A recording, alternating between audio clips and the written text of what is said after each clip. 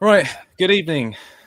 I'm not even gonna try and be jolly or anything like that. I'm a bit grouchy already, so hopefully Danny and Spencer can provide the fun for this evening. But we are back with our old friend Spencer, who's going to help us out with some issues that, frankly, Danny and I know absolutely nothing about. Promoted sides, budget enablers, and we'll take a little bit of a peek at bench boost, which I have almost no thoughts on, but again, we'll do our best, and we'll look at our first drafts as well. Spencer, how are you? All good, thank you. Yeah, nice to see you both again. It's been a while, I think a couple of months, but yeah, I'm looking forward to the new season. Kind of got a few notes here for the promoted teams. Obviously, being a Sunderland fan, got a bit of information, a bit more maybe than others. Yeah, you're a man in demand, aren't you? I've seen people are chasing you down. That they're sort of emailing you at work, sort of checking by the water cooler. Is it Lefay? Is it Maenda? Is it Ronaldo? Who do I pick, etc. So we're going to try and answer some of those questions for you, and of course we've got some notes on Leeds, which I should credit just before we talk about them. I had some good info from FPL Rhinos in particular, so thank you, FPL Rhinos, if you are listening. That's very, very kind of you.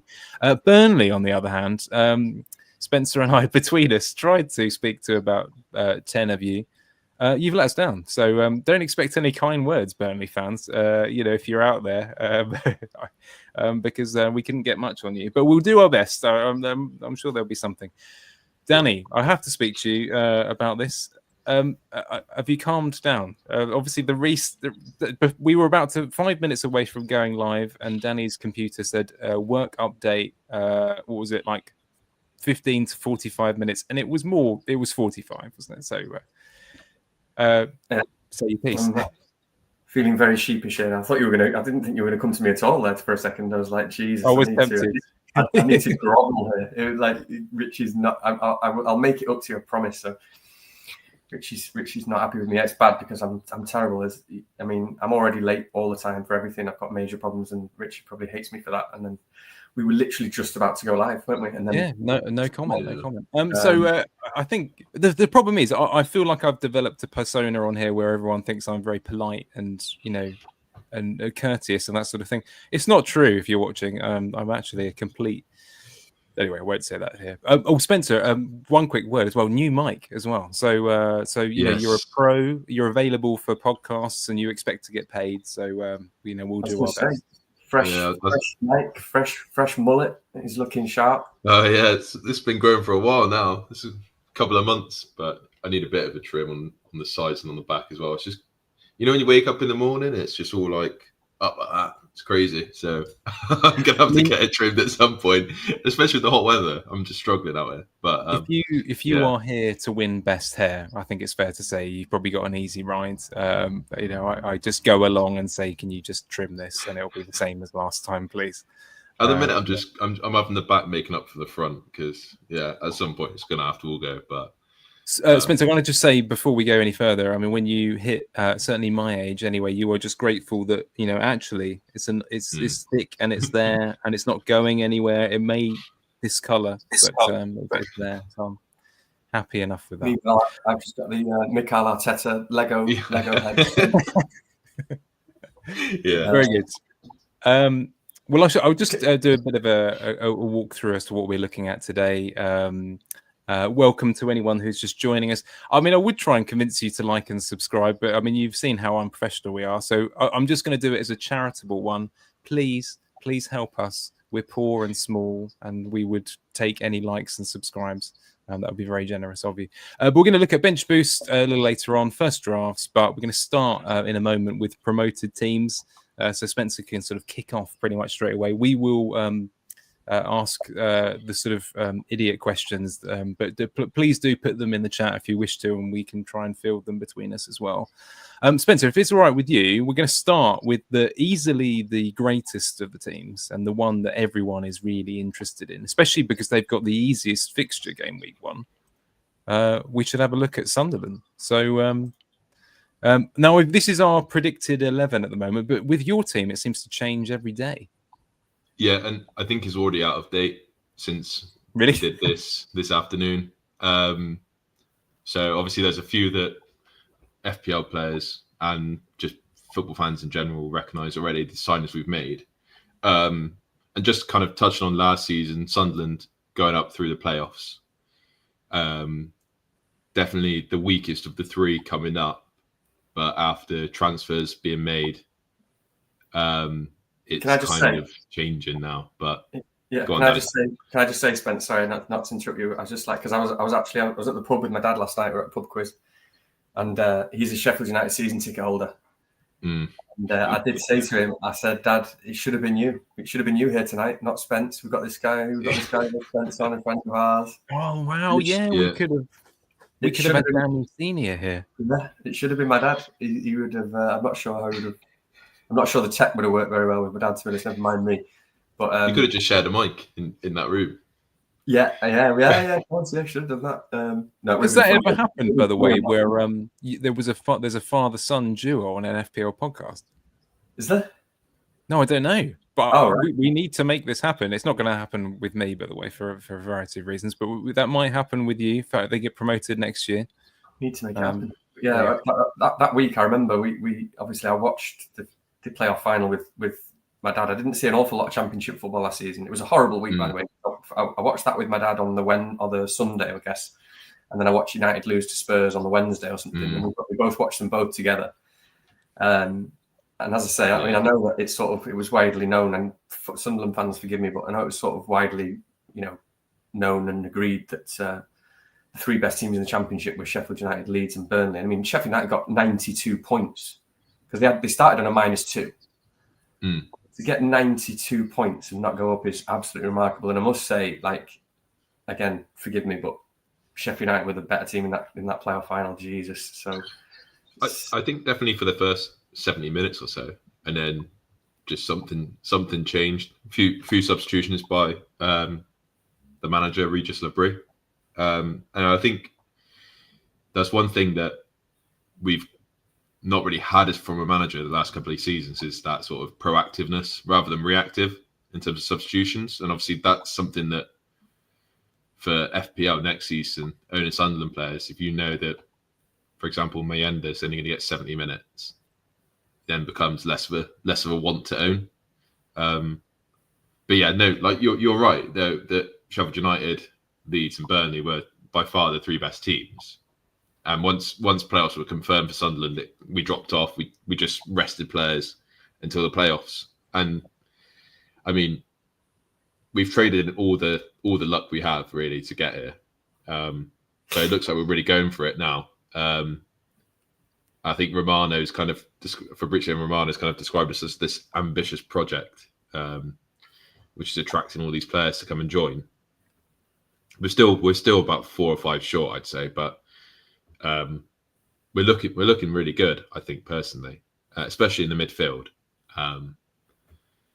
Xhaka is a very interesting looking signing, isn't he? And I don't know if you've seen, but his price has just been released, and he's 5 million, which right. To me, that to me that actually looks interesting, because we said on the last pod, didn't we, Rich? Like even 5 million has me wondering about whether I'm interested in this sort of defensive midfielders and stuff. And we'll talk about bench boost later and whether you've got the spare cash or whether you even want to make it work. But I think 5 million versus 5.5 for someone like Xhaka, because he's so. I don't know. I know he's like, what is he now? He's only like 31 or something, but he's such 32, he's such a combative, rum bastard, isn't he? That he's just going to get, he's going to get absolutely stuck in and be everywhere, unless, based on what he was like when he was at Arsenal. So that looks all right. Yeah. And I think I would say the last couple of seasons with Leverkusen, they've been the dominant side. Sunderland aren't going to dominate games like Leverkusen have. So I had a quick look at his stats, and the recoveries are high anyway.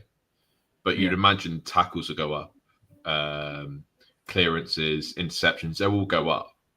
Especially if he's playing sort of as a 6 or an 8. That's the one thing I'm still unsure about. I know he's played more as an 8 for Leverkusen, I think, rather than a 6. So if he plays a bit further up, then that does kind of change the roles in that midfield. And you've got Enzo Lefebvre, who's more attacking, and Diarra would sit more. Yeah. people would have seen Diarra play for Senegal against England. I mean, just on that midfield, as you say, I mean, some really, really good. Well, a lot of mid-table teams in a couple of the top leagues were after Diarra, so there was a really good signing because I know that. I mean, a lot of the players that you've been linked to, that you've bought, are the kind of ones that sort of West Ham level, Everton level, have been going for a little bit as well. So Diarra was one of those, and that was a really good sign. But I'm kind of interested as well that with Xhaka and Lefebvre, they both have been kind of would be in the mix for set pieces, wouldn't they? I would have thought. Do you have a kind of view on where those might go? I think Lefebvre takes definitely corners and most free kicks. Penalties is an absolute lottery. After last season, I think we took 4, scored 1, and that was Patrick Roberts who took it back in September in a loss to Plymouth. I think we lost 3-2 down in Plymouth. So he scored, didn't take 1. Wilson Isdall missed 2 in one game against Burnley, where Trafford saved both of them. Luke O'Nien took 1 against Millwall, and that was saved by the goalkeeper. And then after that 09 penalty, Lefebvre came out.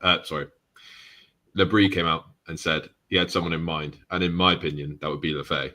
But that is 6 months ago, and now we've signed a bucket load of players that probably can take penalties as well, and have taken penalties for their teams or national sides. So yeah, if I could put you on the spot here with that midfield, knowing that Xhaka and Lefebvre are now the same amount, where would you lean one way or another? Like, let's say they're both up to speed in 3 weeks' time. Lefebvre. Okay. Sorry, what was that? Was that picking Lefebvre or was that guessing penalties? I think both. I would think Lefebvre would take penalties, and I think from a FPL point of view, I think I'd go Lefebvre.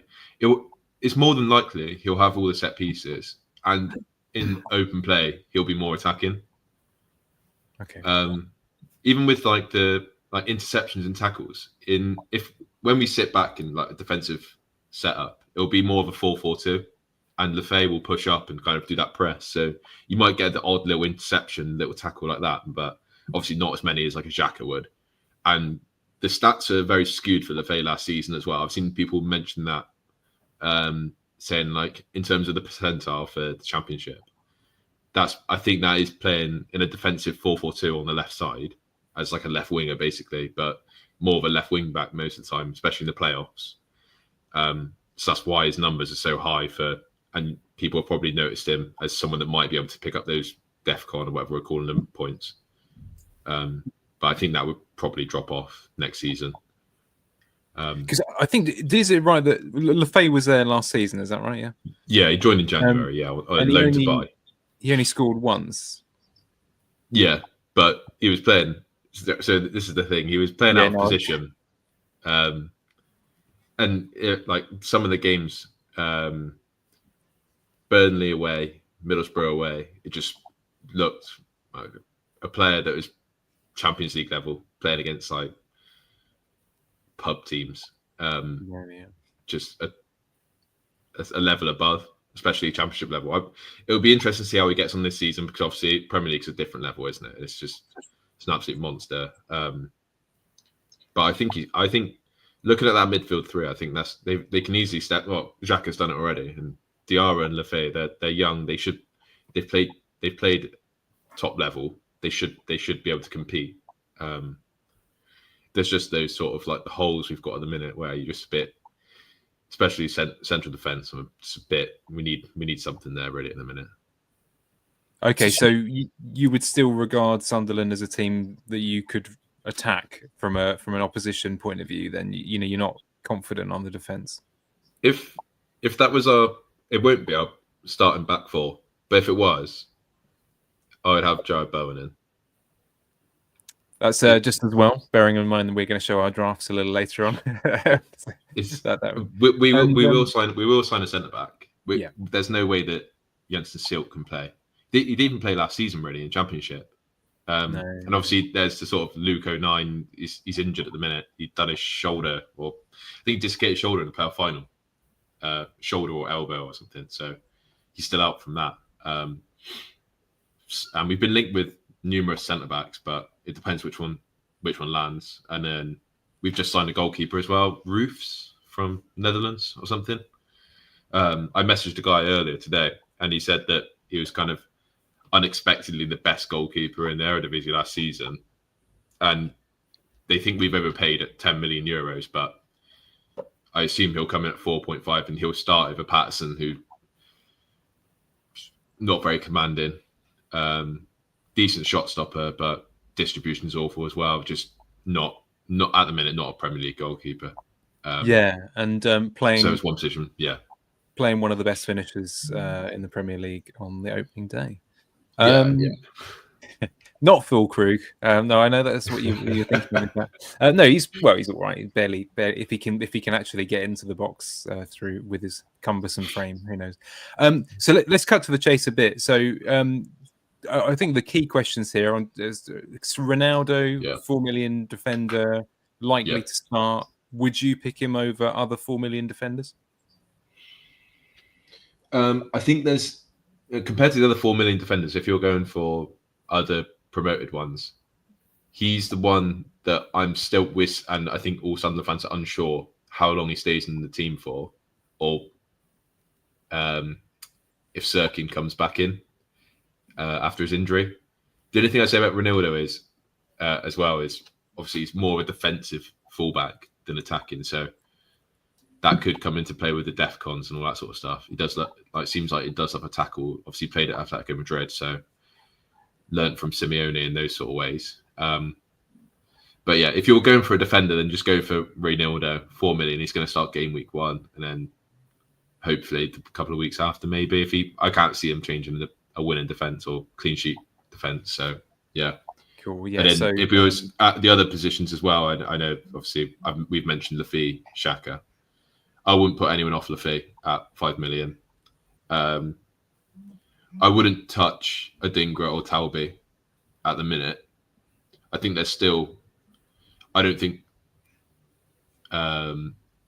they're pretty raw, especially Talbi. You can tell he's not played a lot of football compared to like someone like a Xhaka or something like that, where he hasn't got that sort of experience and nous. Adingra could be great, could be a gem. I understand, obviously, with his FPL pedigree, he's had his history. He's kind of had those sort of hauls every now and then a couple of years ago. And then the striker is just another one as well, where I think his minutes are going to be competing with potentially this Gooey from whatever his name is, from however you say it, from Chelsea. Gooey, whatever. And then Wilson Isidore as well, who's got a knock. So Meander should start the first game, barring us signing anyone crazy. But good. No, I was going to ask you about Meander, so that's a really useful answer. And final question before we kind of start looking at Leeds as well. Yeah. Are you going to start with any of your own team? Surely, with that lovely run of fixtures. I'll have Lafi in, definitely, and then I may be tempted by Ronaldo. Just I need to know more about Sirkin's injury. It was more of like he's carrying a knock or something and won't be around for game week 1. If they say he's out for like 4 or 5 weeks, and it's like, I'd probably take the risk because the fixtures are so good. But yeah, I wouldn't be going anywhere near the other ones really at the minute. Cool. The chat is buzzing with the thoughts of with Goo as an option, but how would you even say that? I don't know. I don't know. Yeah, it's. I'm gonna go. We. Yeah. I'm completely joking, by the way, but yeah, Gooey. No, it is an important point, that one, isn't it? Because a lot of people are talking about him as a 4.5, and I know you just mentioned there, but he's like 19 or something. I mean, Zoff said before, Zoff's a Chelsea fan, and he was like, yeah, he's absolutely nowhere near ready. And I would imagine it's just going to be one of them where it's like barely even a threat, to be honest, to the guys, to Meander's minutes, if I was guessing at his age. But maybe he will be. Maybe he will be. It would seem weird to loan, and I think the talk is loan with no option to buy. So you wouldn't loan to a team if he had no chance of starting. Yes, it'd be wasting the kid's time, isn't it? So yeah, it'll definitely be to get some minutes. Yeah, you're right, I suppose. It's a shame, isn't it? Because, with any promoted team, like the one thing that always stands out is the first question is always, do we know who takes penalties? And then we look at them and think, like, does that? Because that's a big tick for anyone. Yeah. And it's a shame that Sunderland, if you're saying that we don't know who's on penalties at all, that I wouldn't want to say. If I was hedging my bets, I would go Lefebvre. But he was there last season when other players took penalties, though, right? Yeah, so he did play in the games when. So he was injured for a bit, so he wasn't there for the 09 game. But then when Wilson Isidore missed 2 penalties in the last 10 minutes of the Burnley game, they were saved by Trafford, and it still gives me nightmares. He set up an unreal chance for Wilson Isidore, missed. And then he let him take the first penalty, and then took the second penalty, and missed both of them. So I think after that, if he'd have been not injured, he would have taken the next one. It just turned out he was injured, so he didn't play in those games. But it definitely won't be 09, I'll tell you that. I was just checking Xhaka just out of interest because I thought I remembered him taking some penalties, but it turns out he's only taken 4 in his career, and 3. He did score 3 in this one. They were at Arsenal, I think, but they were years ago, so maybe not. But yeah, so just to confirm, because I'd probably take a punt on Xhaka if I was looking at 5 million, maybe. But so just to confirm, is that the only nailed 4 million defender, or not nailed, but the only 4 million defender to look at is Ronaldo, and he could get sketchy after a few weeks. Yeah, he could. Yeah, sweet. And that's only down to Sirkin being there. Sirkin, there is a possibility. Obviously, he could leave. He's got 1 year left in this contract. The same with Dan Neil. And I guess with the sort of, what's the word? Not FFP, but whatever it's called now. Like the PSR. We got PSR. We got to sell players at some point, and especially if they're homegrown. So he could, if he goes, then whoever comes in would be sort of an understudy to Reynolds for a bit. So that does help. Got an important update here from James in the chat. Apparently, it's pronounced. So it's a hard G. So GW. Okay. So there we are. It's very important. So if for nothing else, take that away from this evening. He's generating a bit of interest in the chat, and obviously, I've seen a few people picking a Dingra. I know Focal sounds like he's not convinced by him. I've seen Andy Martin, I think, picked him in one of his drafts, so that's quite interesting. Yeah. Well, speaking of Andy Martin, actually, we should go on to his team. So Leeds, I don't know. I'll get in trouble with for some reason. You know how it is. I'm sure Danny knows what I mean here. Is I just remember growing up, and it was always preceded by the word dirty. Dirty Leeds, but that's not fair, and I hope you do well, and provided you finish sufficiently lower than West Ham. Yeah, so good. We should look at them before I get in trouble. Some definite 4 million options here. I can already see at least 2 in that back line, and they've signed a few players as well, haven't they? Perry has just joined there as well. Longstaff is a new one. Stack is a new one as well. So. Give us a bit of context, Spence. What did you think of them last year, and do you think they're a reasonable bet going into the season? Yeah, so I think obviously Leeds been up and down, haven't they, the last couple of seasons? And they've kind of, last season was a bit of a domination, really. And I think it's been mentioned before by the Leeds fans that if it wasn't Meslier in goal, they would have stormed the league, and I think that's probably a fair assumption. I mean, he gave away 2 points against Sunderland. I remember that one when it went through his legs from just a hopeful ball into the box. But the way they set up an attack, they're dominant and free flowing.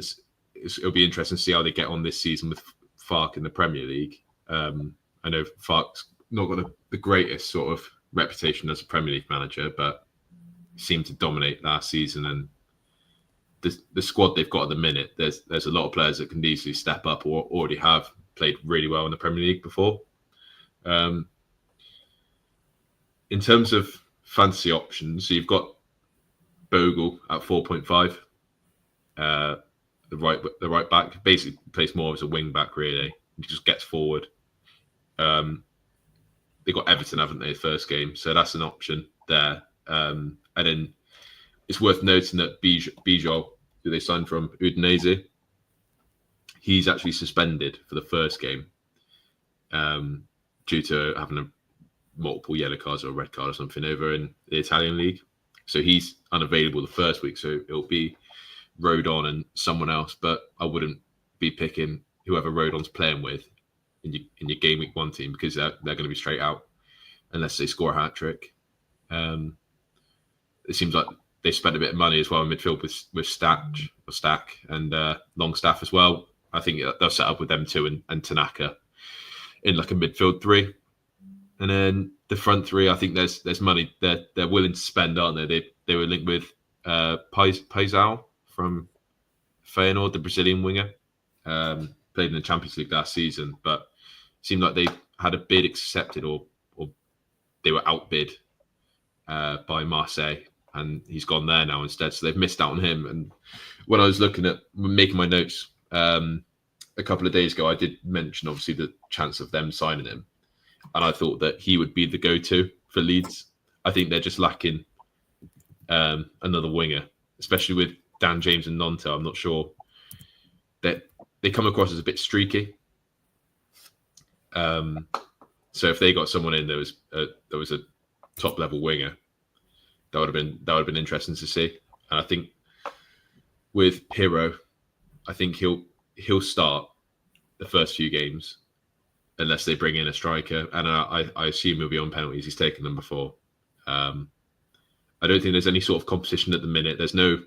I think Bamford's been told he can leave, so we don't have to worry about him this year. And yeah, I think there's a couple of options here. And I think if you're happy to back Leeds, there's enough there to kind of go for it. Compared to Sunderland, where the squad is this squad's very similar to how it was last season. Ours is a whole revamp. You could probably trust it more than Sunderland's. Yeah, so a bit more stable. Yeah.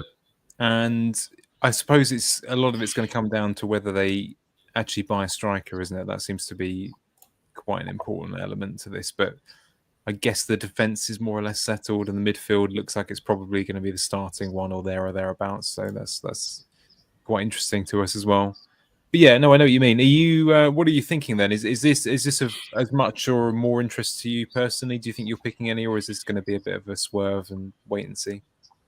I think it's a wait and see, but I wouldn't put people off going for like if you had that sort of 4 million defender that you weren't going to play and just needed one every now and then. Bijol could be. I've got a feeling he could be the best of the fours. Him and another we'll probably get onto in a minute. Yeah, and purely because of that the DEFCON point system now.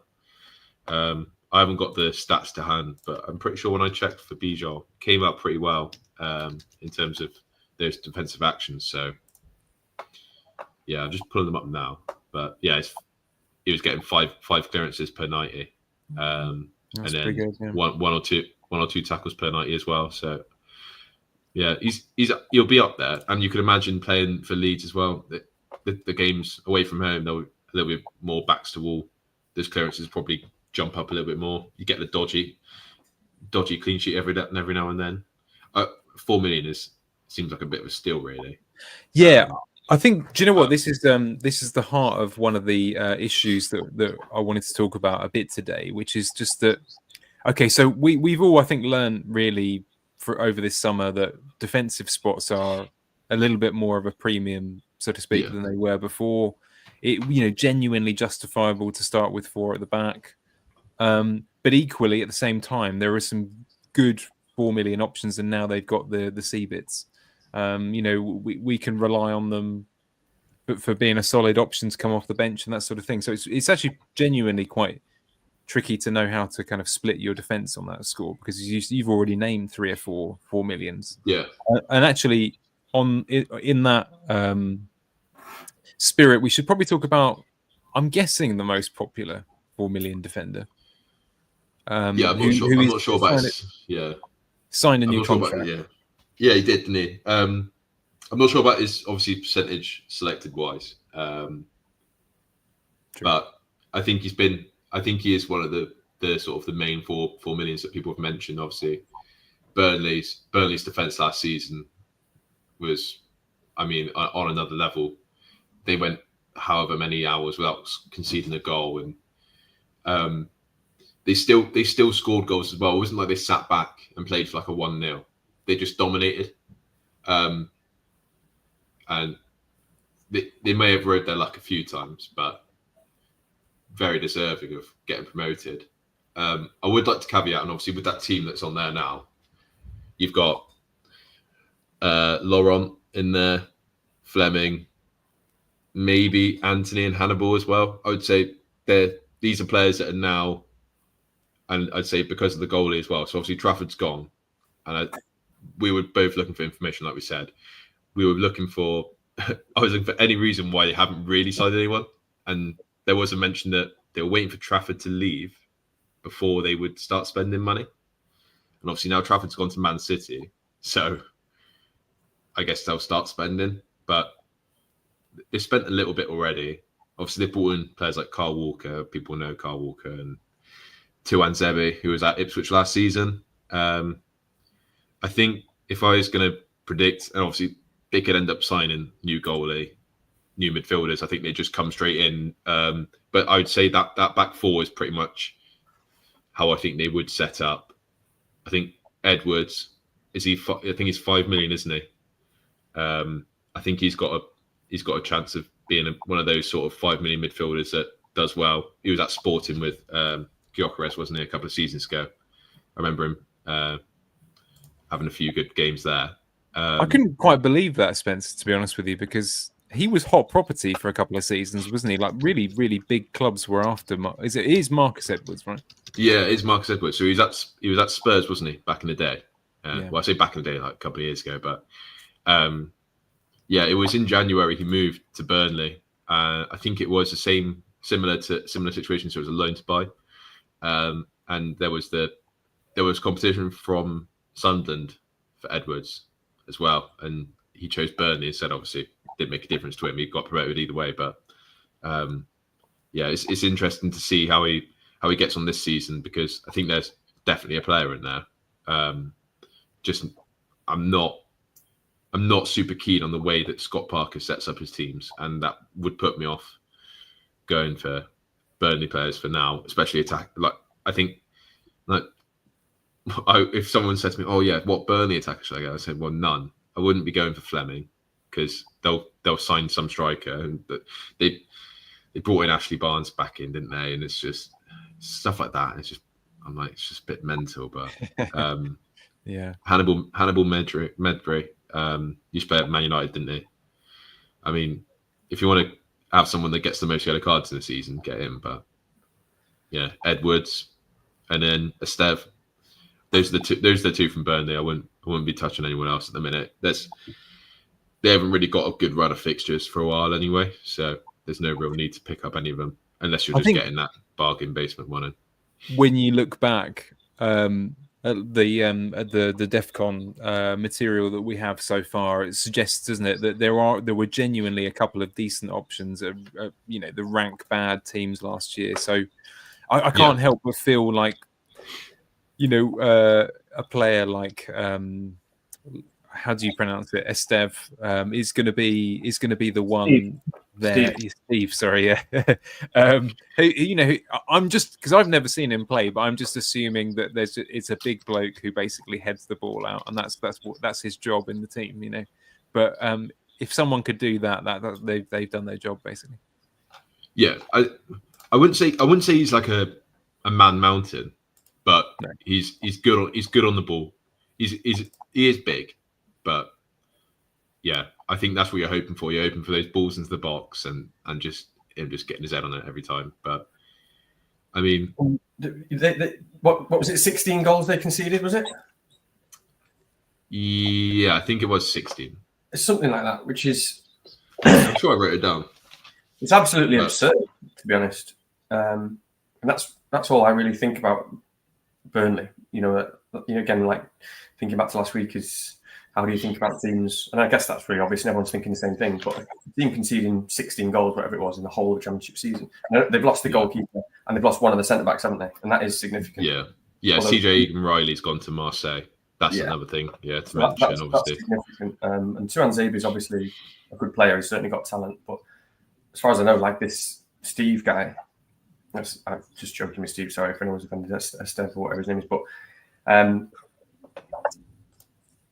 what I've heard, he was basically the best centre back in Championship, and I don't know if he's going to stay there. He might get signed by someone. Like it wasn't long ago, I was hearing 40-50 million quid. Yeah. So the team sounds like that. You know, it's just he's pretty much nailed on for me at the moment as a 4 million. I've got a 4 million pick. And I think another thing as well that we obviously mentioned with Sunderland as well as Leeds with the set pieces and penalty kick is obviously the one that's missing from this Burnley side is Josh Brownhill, who was their captain, took penalties, and was kind of the leader of the team. He's left on a free, so they offered him a contract, and he turned that down, and looks like he's off to America or something, go to play over there. But it just seemed that when I read that news, it just seemed odd to me that you play a whole season of Championship football, get promoted back up to the Premier League, and then instead of agreeing to a contract, you would reject it. So there must be something going on there. But it's just another thing where we don't know the penalty taker for Burnley as well. I've heard that it could be Edwards, but I've not seen enough in terms of information for Burnley to nail down that. But he would be the one that I would say he's going to play 90 minutes every week. He's probably technically their best player. So if you were going to pick someone that was for game week 2, say you think Burnley are going to batter Sunderland, then so he's the one. Unless you're on Bench Boost 2, which of course I think a few people might look at because then introduces players, teams like Bournemouth and that sort of thing. It's probably you're probably waiting for a better set of fixtures, aren't you? Other than starting with Steady Steve. Cool. Okay. Right. Well. Do you know? I guess we can quickly transfer, unless there's anything else you wanted to ask on this one, Danny. But I think we can kind of transfer this a little bit to a tentative look at Bench Boost 1. I have managed to secure a draft from someone who is looking at it, because I don't think any of us initially were, but we can have a look and a bit of a mull over that before we go on. So what I'll do, I'm going to show you a draft kindly sent in to us by our good friend David, who or FPL Gills, sorry. So this is an example of for someone who is going for a game week 1 bench boost. But before we look at this draft, where the money is a little bit more, I think the obvious change from this draft, for example, that would knock it from people who are doing alternative routes is probably that Palmer has been sacrificed, I suppose, maybe another expensive defender as well. So we'll come to that in a minute. What's your kind of current feeling, Danny, on Bench Boost 1? Because I know that you were initially, you considered it because, of course, the game forced us to consider it with the extra bench boost. Then it sounded like you probably weren't. Where are you at with it, sort of holistically at the moment? Well, what I'll sort of probably end up going on a bit more of a tangent about it when my draft comes up as well. Personally, I'll hear what you guys think. But for me, I just prioritize my team first. Like it's very much like an afterthought, to be honest. And it'll be like I'll play it if I'm not making any sacrifices at all, as far as I'm concerned. Is pretty much the way I'm viewing it. I mean, to simplify it, I mean, bench boost is, I don't want to use the word overrated because it's not, I suppose it is overrated, but it's not necessarily the point that it's overrated. It's just that it's not a great chip. It just isn't, especially, and then that's even, it's not been a great chip. It's been shit for me for years. 6 points last season, and that's planning for it a little bit with a double game week with at least, I think I had a double game week keeper or something and 3 decent fixtures on the bench. Year before that was absolute garbage as well. I can't remember. I think I got 6 fixtures out of it and got something like 8 points. Obviously unlucky, but this is when it's like a double game week. This is a single game week now, bench boost on any of the weeks. Like, it's not going to get you a huge amount of points. So if you even think about it, even if you guess about how many points you're going to make, say you're going to make 6 to 10 points on the bench boost, which would probably be okay. Like, if I make 10 points on the bench boost before wildcard, I'm going to be pleased with that, because it's not a disaster, and it's nearly twice what I made last season. But even if you are optimistic that you're going to make 10 points, well, it's just at what cost that comes for you. You know, for me, it's likely to be possibly 2 to 3 players or positions in my 15 that will be different to what it would otherwise have been, first of all. And it's likely to be the minimum requirement for how much it costs me to make a bench boost, which might be probably, I don't know, I'd have to look at it, but whatever it is, like 1.5 million or maybe something like that, roughly, depending on whether we've got a 4 million keeper or what positions we need. It's likely to require some money spent on the bench. So I'm potentially changing 2 or 3 players and potentially taking 1 million or 1.5 million or whatever it is, or 2 million out of my team, really, for the first 8 weeks. And that's also about, like I said in the last pod, it's about that money is not available for you there to move on to players or jump onto as many price rises. It can be a bit of an obstacle. And if I'm thinking about being really confident or really happy with, for example, a 7.5 striker versus a 6.5, or a 6.5 midfielder versus picking a guy who's going to get some C-bit, or, you know, someone rubbish like Lefay, only joking, Spence. You know, those sacrifices, I'm thinking, well, over 4 or 5, 6 weeks, optimistically, I'd be thinking that actually the players that I want are going to get more points than that. So, you know, the team that I want, the 11 that I want, is probably, or I would hope, is going to do better by 6 or 10 points for me, having put my money in all the players that I really want it, and all the price points that I really want it, and the flexibility and stuff. So it's annoying and it's a shame, because I'm almost, the way I view the bench boost, it will be suboptimal. The way I view it will be a suboptimal way of viewing it. I'm sure, you know, when the models come out and stuff like that, it'll say it's best to play it in 1 or in 2, or it'll certainly say it's best to pick this team around that bench boost and get that extra 6 to 10 points. That's for sure. So the way I view it won't be the way that you probably should play it. It's just not the way I approach the game or play the game personally. Especially in the first few weeks, I'm really tight in the first few weeks. I tend to have a shallow bench in the first few weeks. I tend to really reach those maximum price points that I want to maximize my flexibility and my ability to move on to players. And I'm right on the edge of that. And I will be a bit more aggressive with my moves for price changes in the first few weeks of the season. Again, like last season, I said that was one of our, you know, when it feels like the game is becoming harder and the swings are becoming greater, and even more so this season with the extra chips, there's going to be more punishment. And I did feel like last season I did make that sort of conscious decision where to be a little bit more aggressive with price changes, because one thing I could control was actually how much team value I had and what I could get on. So, and it might only be a small restriction, but we'll come on to it, because there are also, having said all that, there are potential options that could open up whereby actually I will be happy with my 11 or the price points and the players pretty much for the most part, and could potentially still get a bench boost out relatively easily. So it will be secondary, but I will look for the opportunity to play it. And also, I don't know, I'm kind of thinking, without having looked into it at all, because the other thing with this being an afterthought, as we'll talk about with the way I pick my team, is sometimes I leave these decisions too late because I'm prioritizing other things for so long that I end up last minute thinking about which goalkeepers are going to play at 4 million and which defenders are going to play and stuff. But it doesn't. Other weeks do sort of look better. I mean, you mentioned week 2, for example, with Steve.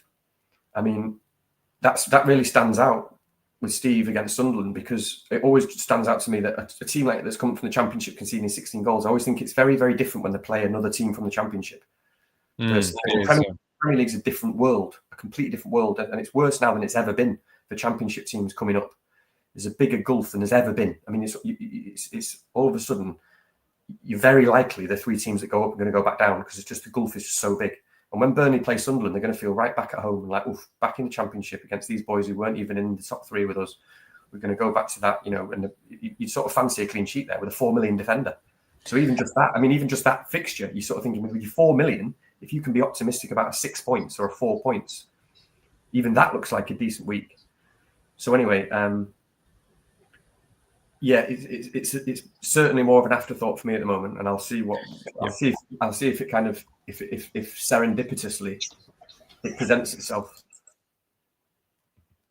I think that's one of the things that's frustrating at this point in time is that is deciding. So what is it now? We've got this kind of obviously 2 or 3 weeks to go type thing where you're not quite sure. A lot of people out there are probably not quite sure how far to kind of pivot in one direction or how to commit to another. And I think someone's used a phrase in the chat about planets aligning. FPL FOMO has mentioned that. I'll just bring it up actually. If the planets align there, Bench Boost 1 seems logical. No need to force it to the detriment of future weeks. So I think Danny would probably agree with you on that.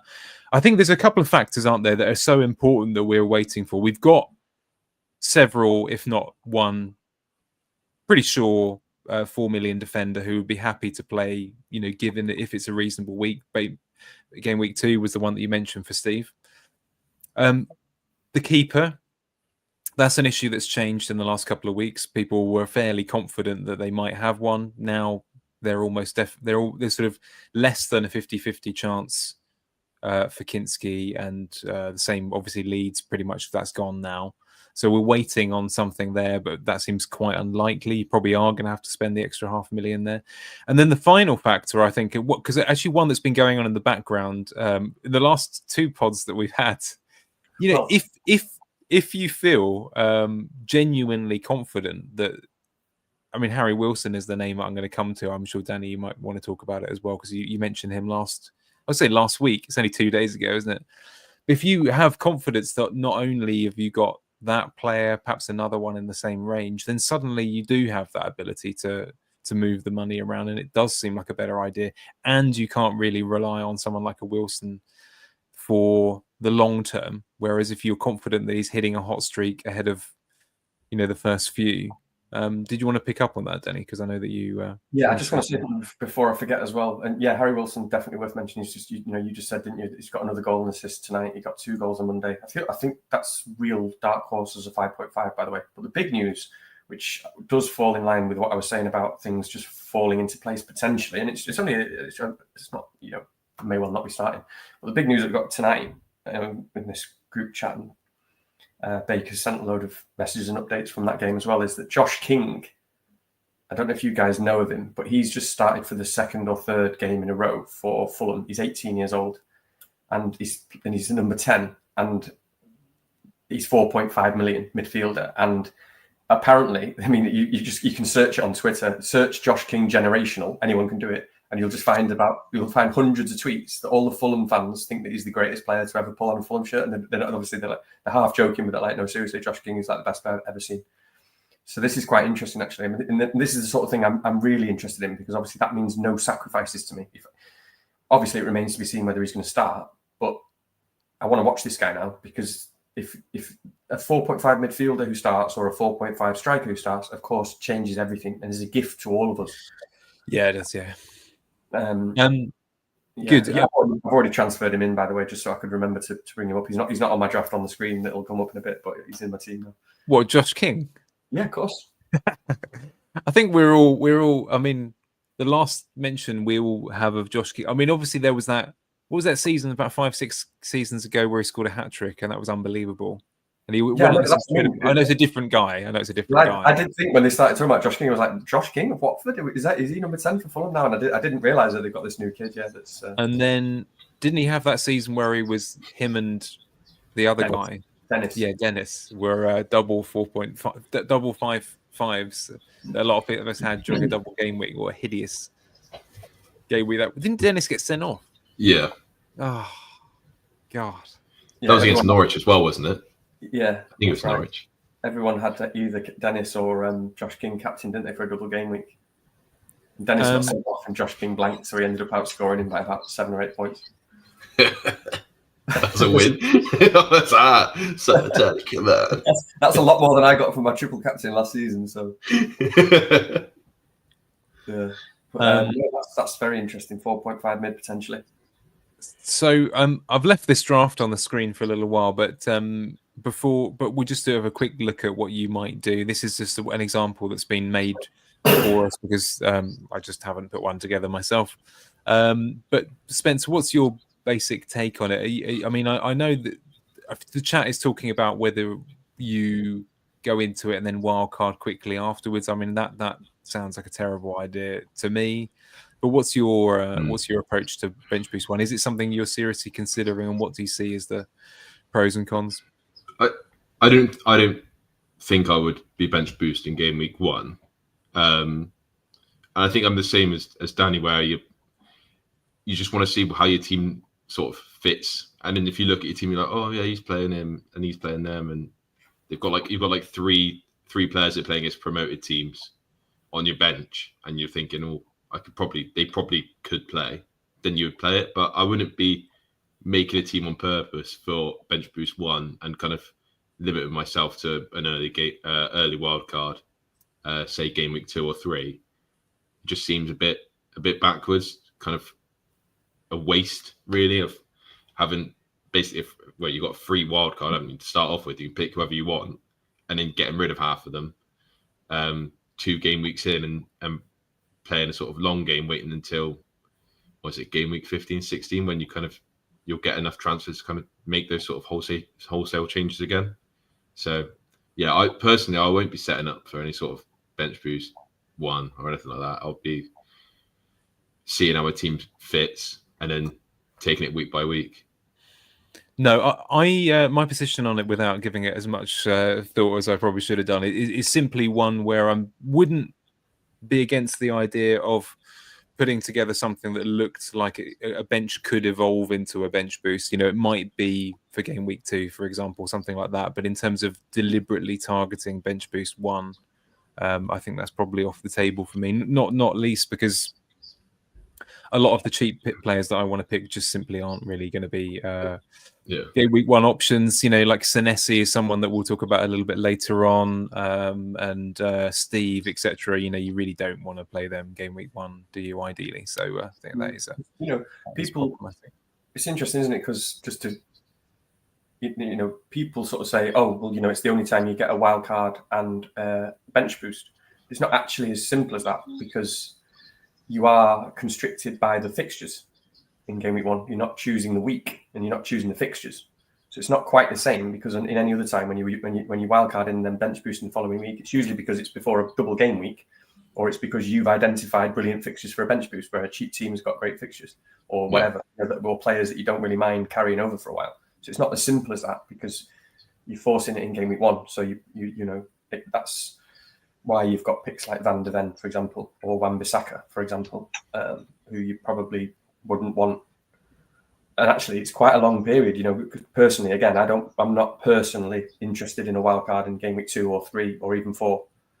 I don't really like that approach, and there are various reasons for that. I generally want to hold it for 6 to 8 weeks. So that's quite a long time, really, as well, if you think about it. So again, even if there is no keeper, I potentially think, even if I've got no keeper, if I can easily kind of make 1 or 2 transfers, if I built up a couple of transfers and maybe make 1 or 2, closer to when I'm going to wildcard, just to get a couple of defenders on the bench. And in other words, if I was potentially bench boosting with just 3 on the bench, I would probably take that, to be honest. If it meant ease and money in the right places and that sort of stuff, and saving a transfer. I mean, even the transfer is 4 points, pretty much. It was the way I would always think about it, regardless of how many you've got, really. Still think of it as 4 points. So unless you're getting a goalkeeper or a defender at that point that you're pretty confident is going to get something, then be fine with that bench boost. Be fine with basically using it, maybe on fewer players. I'd be okay with that. Again, I'm coming from a very low ball. I have seasons of just absolute garbage, so I'll be pretty much happy with anything. I did wonder whether, I don't know how you did last year, Spencer, but Danny and I think we used it during the same week. Both got 6 points. I was trying to find it, my bench boost, but obviously I think I used it late on last season. I'm not sure it went great. I'm normally pretty unlucky with triple captain and bench boost and that sort of stuff. I mean, I've had triple captain like Mane when he went off after 20 minutes against like Wolves or something. I think it's almost quite nice that you can kind of play it quite loosely if you do let go of this idea of like it having to be perfect and having to have 4 players. Yeah, I agree. It's almost quite nice to just, almost quite liberating to think, you might just look at it one week and go, I've got 2 players there with like really good fixtures. Let's just I think. Sorry, go on. No, go ahead. I mean, it's just one quick point where I can't verify this because we don't know. We haven't played with this situation before, but with the with DEFCON introducing another factor, we also are a little bit less sure about when a cheap player is going to be necessarily useful as part of a bench boost. Now, you could easily be in a situation, couldn't you, that Steve, game week 1, away to Spurs. I'm not saying they'll keep a clean sheet, but it's quite plausible that he might get a 2+ CBITs. And then, I would immediately take 3, maybe 4 points from Steve game week 1. I'd be okay with that. That seems like a reasonable return for a Burnley defender. And that's just for turning up and playing, isn't it? Well, exactly. You can kind of guarantee that Spurs are going to dominate that game, and Steve's going to play for 90 minutes. So because you could easily hold until another week. Let's say you're going against a kind of middling team like a Palace or a West Ham or something like this, and they could easily concede a goal, and you get less points than that anyway. So it is a quite the new kind of CBIT threshold thing has introduced a new, slightly unknown thing, and we won't know that until probably towards the time where people start to wildcard. So actually, going early on a bench boost, you are a little bit shooting in the dark on that. It could easily again be better to play, one of these 5-5 brutes in a game where it could go either way, as opposed to what looks like a home run. So it's quite a tricky one to get right. I think the more people that do these sort of early bench boosts and wildcards, it's more information for the people that hold it, I guess. I'll be interested to see how many people bench boost, what their sort of scores are game week 1, especially with the new CBIT scoring, DEFCON, whatever we're calling it. And I can't think of a world where game week 1 bench boost where you wouldn't have to wildcard straight after. This team we're looking at now has just got 2 Brighton in. They've got Man City in game week 3. You've got 2 West Ham. I won't mention anything more about them, but yeah, it's just looking like an early wild card, even if you didn't bench boost. But yeah, I don't know what you think, Danny. I just obviously that I mentioned earlier before we started the podcast about sort of the price points, and I don't mind the price points. Obviously, we've got Saka in there. That Rodgers at 7 million, haven't you? So you can move. It's a lot of sort of like moving parts there. But yeah, obviously there's players I would change personally. Yeah, it's hard to say. Hard to think off the top of my head like what the alternatives are in some of those positions because maybe this person just wants the the Brighton players. I've seen Welbeck in a few teams. I guess he must be pretty cheap. I guess he must be pretty cheap. 6.5, I think. Okay. I mean, we'll come on to it because again, I think for me, it does depend on what those players are that become available. Like I'm thinking of someone like a Beto or something. If he's looking good, that is going to change things a bit because it opens up a fair bit of cash, that you can potentially spend elsewhere. And it is sometimes just one of those 1 or 2 players because 1 or 2 players or 1 player, for example, could open up enough cash to play a bench boost. But again, I'd have to be convinced that, like you say, that game week 1 is the best, really. I mean, you don't want to be someone like De Kuyper is not what you want to be doing because who knows he's going to start or straight away. And I think as well with the promoted teams, it's probably, I know it's that beware of fans thing, but there is a chance that the 3 promoted teams don't do as shit as the last 6 that have come up, and risking it with the bench boost 1 and kind of attacking against, say for example, if you've got 2 West Ham defenders, I wouldn't want to be owning West Ham defenders turning up 48,000 fans at Stadium like first game back in 8 years, playing against Sunderland team which has got all these new players in, and hope for a clean sheet. But again, I know I'm a Sunderland fan, so that is biased, but. No, it's true, but it also kind of it's good because it also works both ways. But in the same way as you're saying, is that maybe it's a time when maybe this is the time when you can back those players a bit more, the Sunderland or the Burnley or the Leeds players, because usually in the first few games in the league are really up for it. Maybe a bit fitter and maybe they're really that's kind of it might level out a bit more after 6 or 7 weeks, where it's just like, yeah, okay, they're going to lose every game, but it's the first few weeks, you just never know, and then you get those penalties and random goals and cheap strikers. Yeah. There we go. And the last thing I will say, just on the clean sheet point about the Sunderland game. I mean, I've mentioned this on Monday. I mean, really don't rely on Areola. I would not be surprised if not only we buy one goalkeeper, we might buy two. It could easily be the case because, I mean, I was talking with this with Spencer before we went on about this, and West Ham have been looking at sort of 3 or 4 keepers, and it might well be that he's moved on as well. Hasn't looked great lately, conceded 2 really, really bad mistakes to Manchester United a few days ago. They're playing again tonight, actually, against Everton in America, so worth checking that one out. But Wan-Bissaka is probably the only defensive option there if you were interested in that. We're going to go on to look at some formative proper drafts. Spencer, you have the first one to be subject to Danny's ridicule. And thank you, by the way, for cropping it properly. We like that. It took me hours. Yeah, no, I mean, immediately looks nice and solid. Do you want to talk us through your thinking and if there's any one where you're thinking? I mean, actually, I wanted to use these 3 drafts more as a talking point, really. So if there are players you want to talk through, a structure that you want to talk through, people that you're unsure of, someone you want to try and squeeze in, that sort of thing. So no, that's fine. So I guess I'll start with the two sort of locks, and I'd say Salah's probably locked in for me. As I mean, you don't have to say much about him, but Palmer at 10.5, that him or Saka are sort of, they're both the same price. One of them will be in my team. So those 2 are quite like pretty much locked in my team, like 9% sure that I'll have Salah and then Palmer or Saka. And then Bruno Fernandes is another one. Obviously, all this sort of DEFCON stuff coming up. United seem to be making more transfers in the sort of attacking department, which they've lacked for however long. Someone that can actually put the ball in the back of the net that isn't Bruno Fernandes. So it just seems like it's going to increase his output. I know you guys mentioned it on Monday, didn't you? In terms of how bringing in these players will help Bruno, but he'll still keep he'll still be the main guy.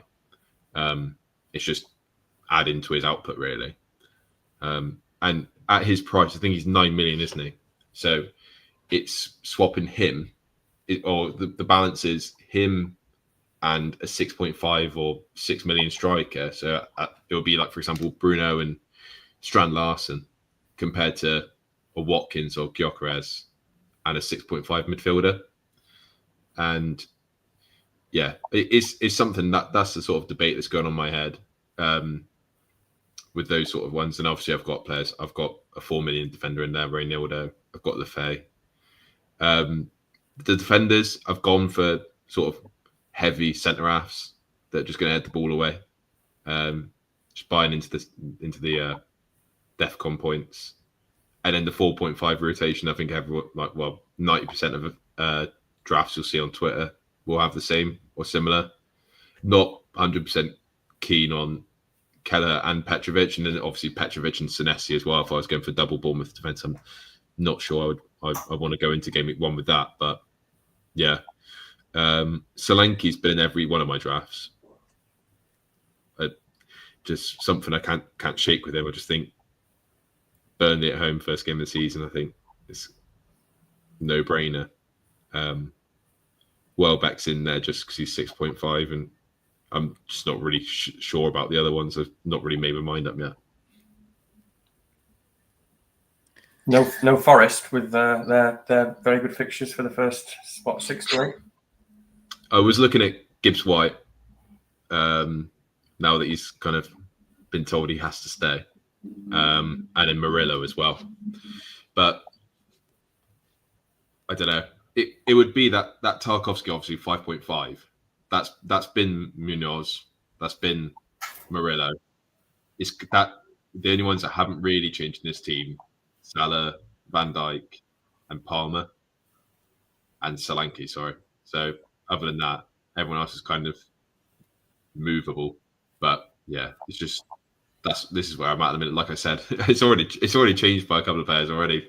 If I check my phone now, just kind of messing about with it, and seeing what lands. But who would have thought, Rich? Who would have thought, when last season the Titanium Grizzly would become one of the best picks in the game? Yeah, it's hard not to buy it, isn't it? I mean, the man is a beast anyway. Yeah. And you look at the stats, and if the stats back up that he's going to be this machine, it would seem stupid to not own him. I don't know. It's just that's my personal feeling on it. I wouldn't want to go, oh no, it's a load of crap, and I'll get someone else in who could do the same, rather than going for someone that's kind of proven it without proving it in a way, with the way that the game's now being played with the point scoring. But this is it's definitely a question I have, and he hasn't been in any of my drafts yet, but I was going to talk about him, and he may well come in, because I'm sort of grappling with that question as well. And like I said on Monday, I think my only question about that is how repeatable is it season to season? I guess fairly so, because Tarkowski plays like Tarkowski plays. I don't know. With teams like Everton, a bit more confident with Everton because they are quite a stable team, boys, aren't you? But do you know what I mean? Like I don't know, these teams and the setups and approaches and how repeatable is it? It probably is fairly so, but I think it's less repeatable. Like I said, I think the argument is that it's less repeatable. It can be less certain than something like how good Arsenal's defence is, for example, and a Gabriel is. It does feel a little bit more shaky to me in terms of just purely backing C-bit based on like last season's. I don't know. Yeah. But do you think? Yeah, go on. Oh no, I was just going to say one thing I'd really like to see actually, and I haven't seen anyone do this yet. Although I have seen, I just quick shout out because I'm not going to be able to use it tonight because of our timings, but some great stuff was being produced by FPL Fraser, who's done a lot of great stats tables and graphs on CBIT Defcon. I'm going to butcher this name because I can't remember, but Sheldon Freudist, I think his name is, has done some great stuff as well. But what I was going to say is that I'd quite like someone to do a split of Everton in the Dyche Moyes period last season, because I don't quite know how that's different between. I know it doesn't change dramatically, but Moyes was playing a much more adventurous attacking game in comparison with Dyche. I mean, I think that's fair to say.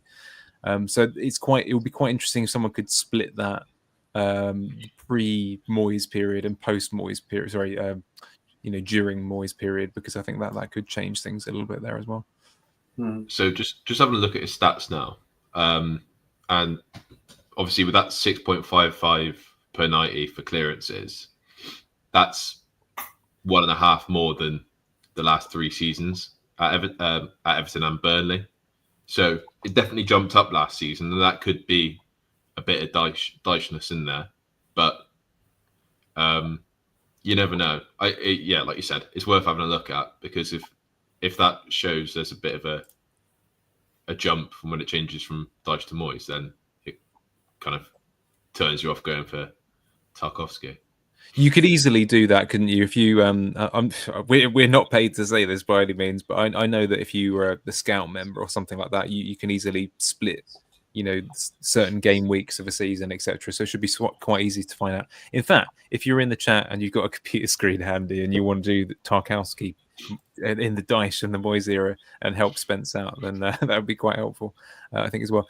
Is there anything you want notes on here, Spencer? Any kind of anyone that you're trying to cram in that you haven't been a fit in? Anything you'd like to look up? I mean, I'm still kind of trying to work out where I'm going with the sort of the shape of my team, and it like I said, it's not certain that I'll go with Bruno.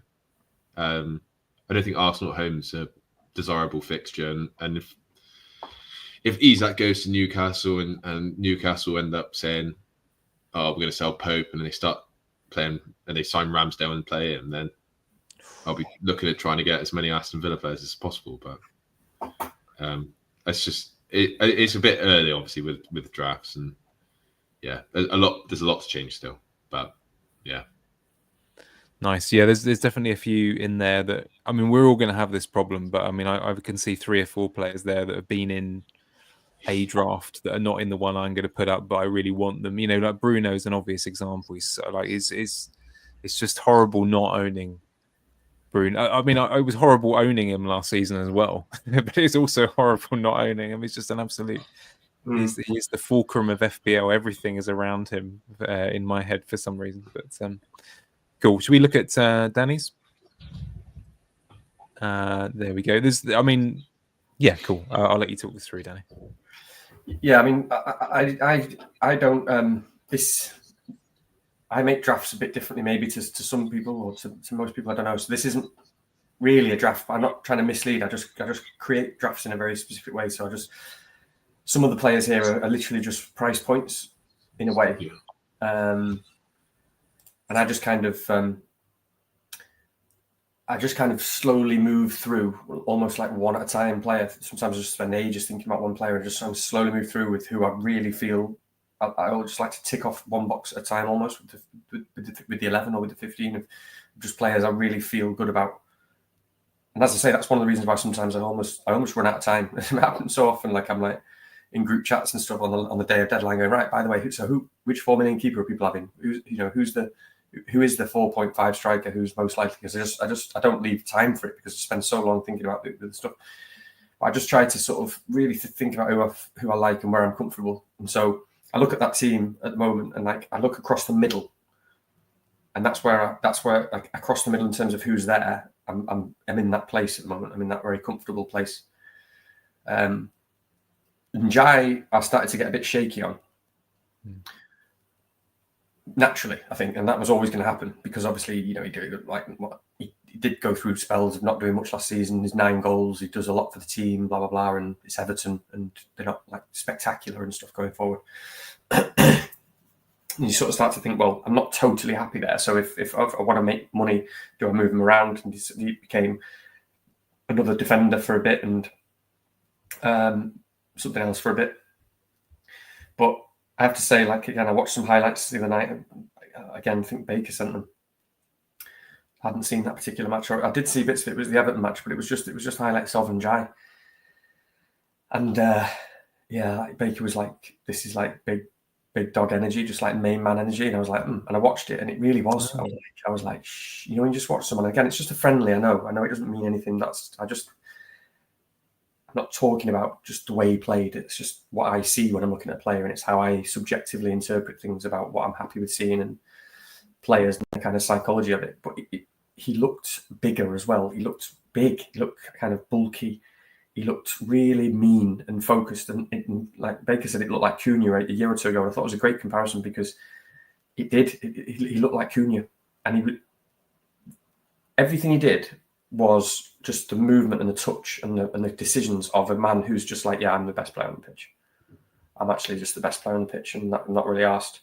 So I'm just going to like make decisions and dictate and decide what's going to happen here and there. And he just wasn't putting foot wrong. And it was just one of those watching a player that was like, oh, I want to be on board here because he looks like he's going Super Saiyan level 2. And I just thought, yeah, I'm happy with that because obviously he already ticks the minutes box massively. Doesn't seem to get injured much, even though he gets fouled a lot. He's actually decent for C-bit stuff, I think. Well, I've not really looked at the numbers, but I've heard he's good at them, and you can see why. Watching him and comparing him to Cunha was a bit like watching why Cunha accumulates so much bonus because it was just constant being fouled, winning possession, making the right pass, being in the right position, and it just looked like Cunha. And I just thought, and obviously he's got penalties, or we think. So I just thought, actually, no, yeah, Njai, I'm back in that really comfortable place where I'm just like, that's a box ticked for me at the moment. It might change, and it might be taking too much from what I saw, but that's where I'm with that. So I feel like comfortable across the 3. And then I'm fairly comfortable with Gabriel, because I think he's just one. It's just too much to move for me in terms of, I know there is that argument with the C-bit stuff, but Arsenal are just beasts. They're just so, you can see how Arsenal are going to start this season. They're just manifested, aren't they, by Arteta and the kind of aggression and passion and focus and just they're so defensive, and Gabriel's just a monster in attack and from set pieces. I mean, it's the perfect blend. They're a set piece specialist team with great set piece takers, and he's a monster. He's one of those. He's totally fearless and getting his head in the right place. And you can just totally see a Gabriel goal. And like, I feel like it's overthinking personally for me with Gabriel and that defense. So I think he's going to stay. Williams has obviously been various Forest players, but then it's about the price. And so if I had loads of money, it might be someone else. But I think Williams is good enough with the DEFCON stuff, and he's got assist potential. I think he's been taking some set pieces tonight, and doesn't much on the, apart from it not being the price point. So apart from the fact that you can't really move too many people. So take, for example, Munoz isn't in this team, which I'm not necessarily happy with, and he could be in the team because there are places that I'm not happy, but I can't get to it from Williams. So the price point isn't ideal, but I don't mind the player at all in terms of what he offers with the fixtures.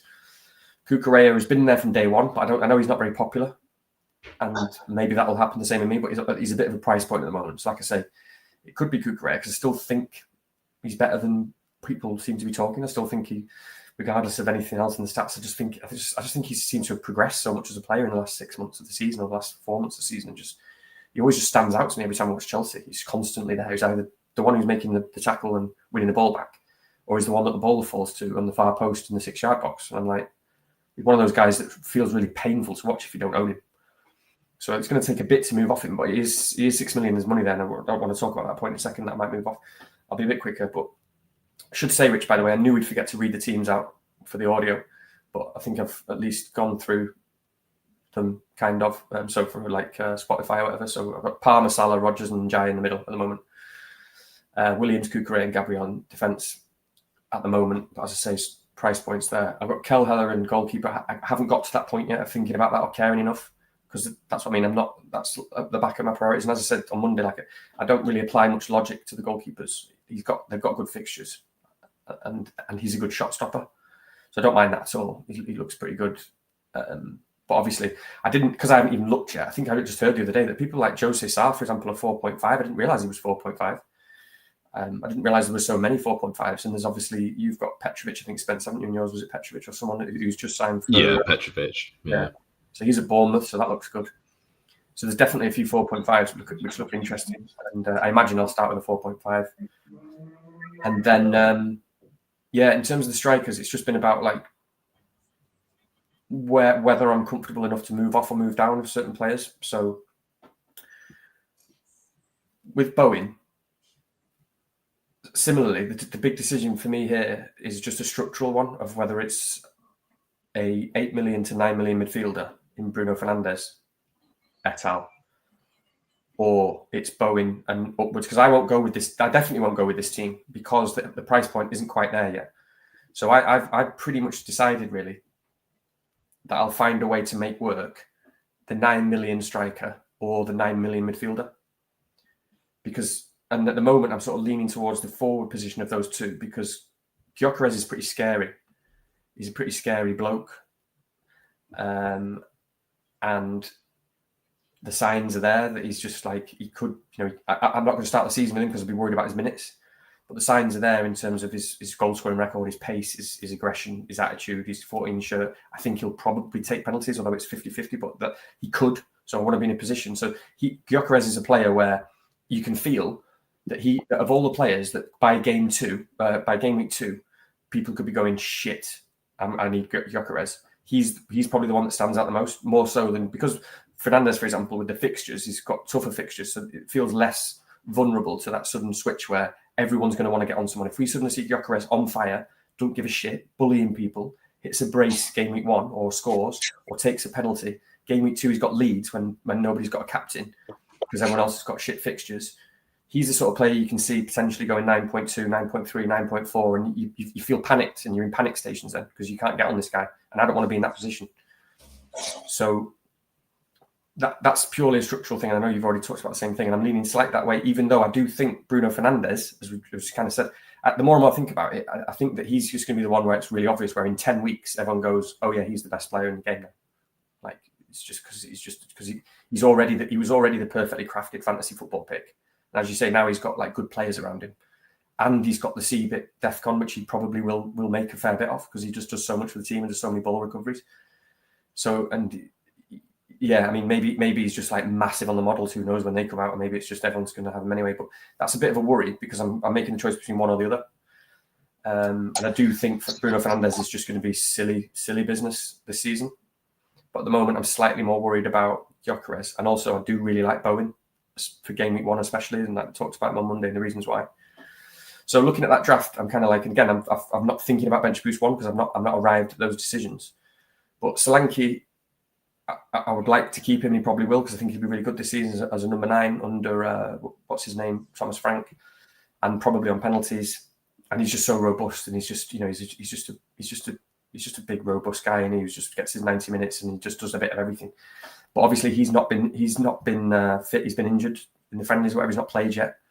I think he is on the tour, but he still didn't play again yesterday. So the closer it gets, I'm sort of looking for a reason to find someone because I need to find money somewhere. And at the moment, it still could be Chris Wood. And people might be looking at that and going, well, it's got to be Chris Wood. But I still feel very comfortable and good about Chris Wood. He feels good and he's got the good fixtures and he's still so talismanic. But somewhere around there, so I'm looking at that and going, right, I need 1 million probably for what I want to do here. So that 1 million could come from a combination. For example, I could go from Senesi to another 4.0 and Cucurella down to a 5.5, like a Tarkowski or something, or someone else. And I lose a price point of a 6 mil, but I've made £1 million, enough to get where I want to get. Or Solanke or Wood potentially go down, because I don't think there's really any other sacrifices that I'd be willing to make other than the Cucurella, the 4.5, or Solanke or Wood if there's an issue with one of them. And as I say, if you think about bench boost, the last thing I'm going to say is, let's say, for example, that was, so I don't really like a Welbeck because he's too shaky to me. The minutes feel too shaky. I don't really want to be there, but he could be good. I might be wrong there. But someone like Beto, I do like because he's got fixtures and he's just a big unit and he gets big chances. And if I don't think that Barry's going to get anywhere near really decent minutes, he's one that could open up. So if you imagine straight away Wood or Solanke becomes Beto there, suddenly I've got 2 million. So I've got 1 million I can do with my Bowen thing, and I've got potentially 1 million or 1.5 from Cucurella left to maybe make a bench boost work in game week 1 or game week 2 if I want to. And I feel like I'm not really having to make any sacrifices because that might just mean a 5-5 mid or striker plus a goalkeeper who plays, and then you've got a bench boost. So yeah, that's where I'm at the moment. What do you reckon, Rich? Cool. No, yeah. I mean, I'm gonna try not to repeat a lot of the same talking points in a minute, but I can see that. I think, yeah, it's interesting because I like you, I'm really kind of hoping and waiting that there's going to be a good quality sort of 5-5-ish type striker, because that will really sort of solves all of the problems that I'm going to face as well. So yeah, pretty much. But yeah, I mean, it's nice and solid. I think realistically, the way Newcastle are going as well, Miley might actually be starting as well. They sell everyone out. Right? I think Willock broke his ankle today, didn't he? Joe Willock. There you go. Is it Joe Willock? It's Joe Willock. I think he played today and broke his ankle. So I don't know who comes in because they sold Longstaff, haven't they? So yeah, that'll be interesting. Obviously they've got Bruno, Joe Linton, and Tonali anyway. So there'll be those three. But all it takes is one of them to be a bit unfit, and you've got a 4.5 million midfielder running around. So as I say, that Lewis Miley at the moment is Josh King, so we'll keep an eye on that. But if he starts every pre-season game, you'd go there just in case. And it apparently is absolutely, as I say, the word is generational. Beware of fans. Yeah, you have to pick Josh King now. Realistically, I mean, it's caught on camera. You don't really have a choice. But Harry Wilson is interesting. You can talk about him, Rich, when it comes to your draft. But Harry Wilson is interesting, isn't he? There's that 5.5. Yeah, no, definitely, because. Let's be honest with you. If you can especially if you're playing 3-5-2, and maybe you could Wilson rotate with a cheaper striker? So that's quite a nice option potentially. So something like that. Cool. Where's mine? Okay. Anything you don't like there on mine? Oh, sorry. We'll go. No, it's all right. Just because true. I always slate you, so you slate me. Are you against the rotating goalies? That's the only thing I was going to mention, because obviously one of the difference between a lot of those players have been in my drafts, especially the starting 11. Yeah. But just in terms, is it just one of those things where you think it's not worth having that extra 0.5 tied into another goalie, just rotating, let's just play the same one every week? Is that your gut feeling on that?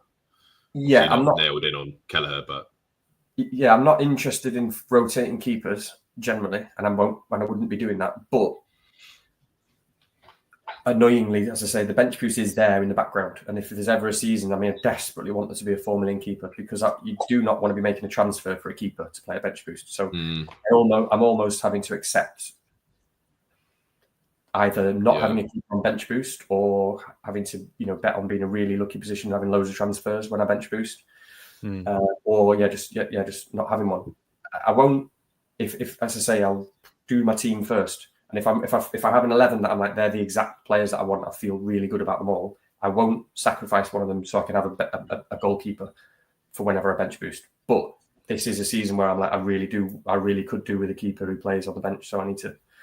We're all praying for Kinski, aren't we? We're all praying for Kinski. Is it Kinski? Yeah, there's a chance. So I spoke about Burnley earlier, and obviously I've got Weiss down as the predicted goalkeeper, and he's 4.5, but they've got Hladatsky. He was at Ipswich in the Championship. Then when they got promoted, he went out on loan, and he's at Burnley now. And it's between them two, I guess, for who, unless they sign a goalkeeper, who would start. So there's potentially 4 million there, and then obviously, like you said, Kinski. I'm just looking through the teams now. If Jose Sarr left, then you got Bentley. But I know that Jose Sarr was linked. They said they were looking to accept offers if they came in, but I don't see him moving, really.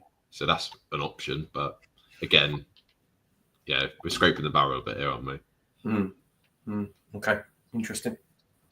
I mean, before we move on, just a quick sort of due diligence stress test on the squad, because there are a few obvious notes, but I suspect you probably know all of this already. So, Gabriel, there's obviously that injury concern. I'm sure it'll be fine in the long run, but that's there. Cucurella, there's been people have said things a little bit about change of system, being a little bit more defensive lately. We don't know whether that will continue. And of course, he's surprisingly not as good for CBIT as we thought. But that again is there to be seen. Senesi, 1 year left on his deal. Surely they buy someone. That's a potential issue there as well. So there are a few things, but it's not. They're replaceable issues, aren't they? Yeah, no, and it's all good points, and I do need to think about that and look at Chelsea, because I don't know if it's like the main thing was because in that final, for example, they had Gusto going really high, didn't they? And it sort of freed Palmer up a bit, and maybe that's something they want to sort of carry on doing. And does that have implications for Cucurella? But I won't be going in listening to kind of speculation that Cucurella might not be as attacking, because all I've seen in the last few months is that he's been. And that he's also sort of that player that just pops up regardless of what he's going to do. It's a bit like Bruno when he plays, at number 6. He still gets like 2 great goal scoring chances because he can't help but get him. He wants to get into those positions, and I think Cucurella is a bit like that. So, but yeah, absolutely. And like I say, and what I didn't mention, and we'll see in your draft, Rich, because I've not mentioned him yet, was obviously there's Virgil van Dijk there, and maybe he becomes Van Dijk. I've not really, I know Van Dijk will be a good pick, but I don't, Liverpool's first 3 fixtures again are not that appealing. I'm not desperate for anything. It's only like it's still Van Dijk, and I know he looks good in terms of he's got a bit of the C bit and the clean sheets, but I'm not desperate or worried about Van Dijk. But yeah, it's that price point becomes important then as well, because there's Van Dijk and Munoz there for me who are not there, and who that's a concern in some ways. In which case, moving on. Hey, it's almost like I predicted what you were going to say. That's quite nice. I like it. Actually, structurally pretty. This is always the problem we have. Danny and I don't actually talk to each other about drafts and that sort of thing, but one way or another, by sort of gradual sort of telepathy and all the rest of it. But I was desperate to get a Sunderland player in there for you, Spencer. So I managed to get one. So I've put Lefay. I did have. Briefly had my ender in a draft earlier when I was seeing whether I wanted to build around a 5.5 slot, but it's a bit rich at the moment. I suppose the only differences from the teams that's been picked so far I've obviously been trying to desperately cram in Bruno. I've got drafts with it, but it's so bloody hard. So that's the issue there. Munoz is a perma play. Sorry, I should read it out, shouldn't I? Kelleher, Munoz, Nico Williams, Virgil van Dijk, midfield, Palmer and Jai, Salah, Rogers, and then up front, Evanilson, Wood, Bowen, and then on the bench, Kinski, Lefay, Senesi, and Steve. I've got a bit of a penchant at the moment for. I really do want to have a Bournemouth attacker in, and I like the idea of starting with Evanilson. He feels like my route downwards if I want to go to one. So I can easily see Wood or Evanilson going down to someone if I want to get that money to try and find Bruno somehow. So that would be one. Watkins has been in most drafts, but I think I just want to see how real these talks are about whether he might leave. I am interested in that. I know Villa are starting to get linked with more strikers, and maybe that is a bit of a sign. So we don't know, but I think that one's definitely one to keep an eye on. And it is just that extra million trying to find it at the moment. I think I'd rather be in a position where I'm building the rest of the squad and happy with that, and then I make that call a little bit later on when we know a bit more. But yeah, I mean, this is all right. Yeah, you know how it is. So it's probably changed since then. Harry Wilson's probably in since then, and no, I like it. He's probably becomes Xhaka and whatever it is. But yeah, talk to me about Evanilson. Yeah, I just think from what I saw of him in the second half of last season, whenever he was back and fit, he just seems so robust, and the chances were coming to him.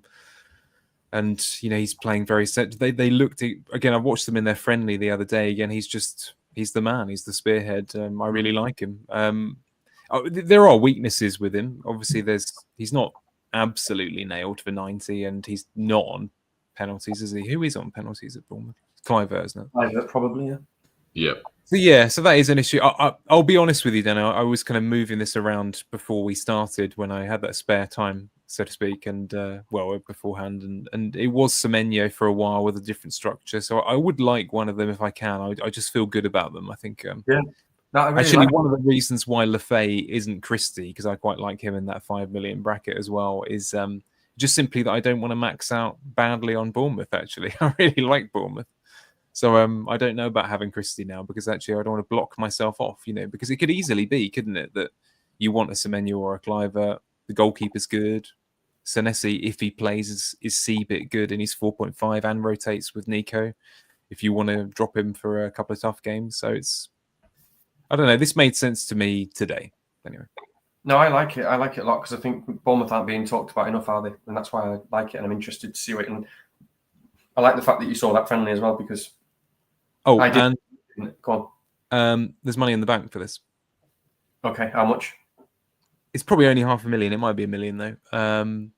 But there's enough to change one thing if I want to. So, for example, Lefay could be Wilson, for example.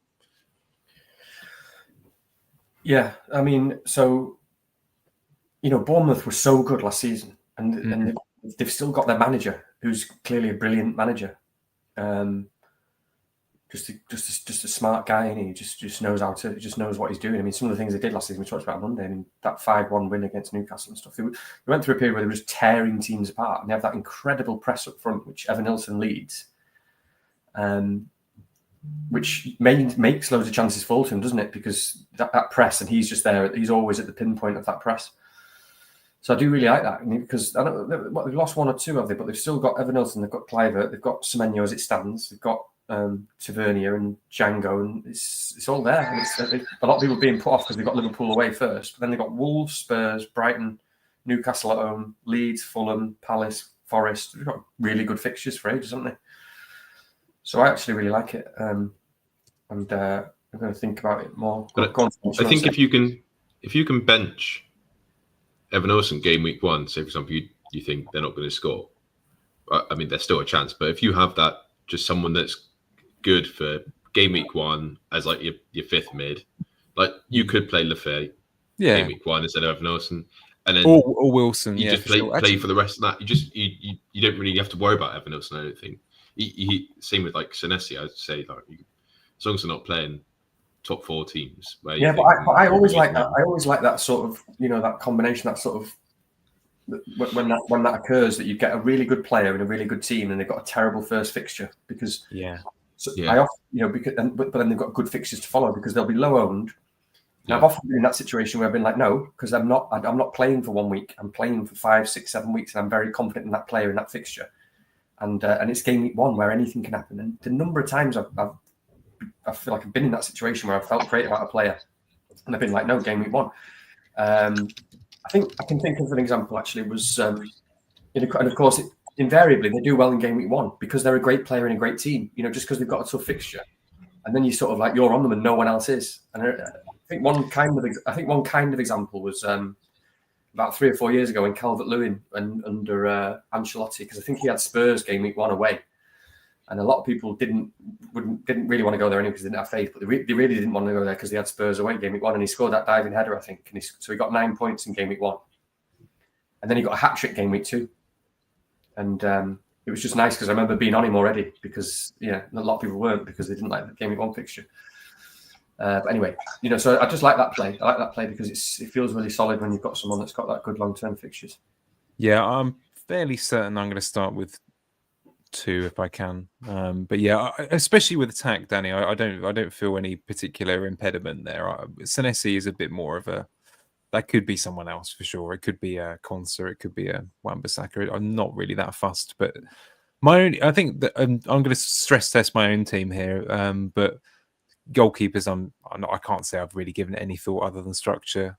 Munoz, obviously, a couple of dodgy fixtures early on. Nico Williams has a European game early on, and he's more likely to get moved around a bit than the centre back, so that is a bit of a debate. And I mean, I've only put Bowen in today, but I just every time he gets mentioned by someone else, I'm like, oh, I can't not have my boy again. I didn't have him at all last season, and now he's shooting with his right foot. I was like, oh. I'm the opposite with Bowen. Yeah, well, it is that thing though, isn't it? It's like I don't want to own him when he's playing Sunderland.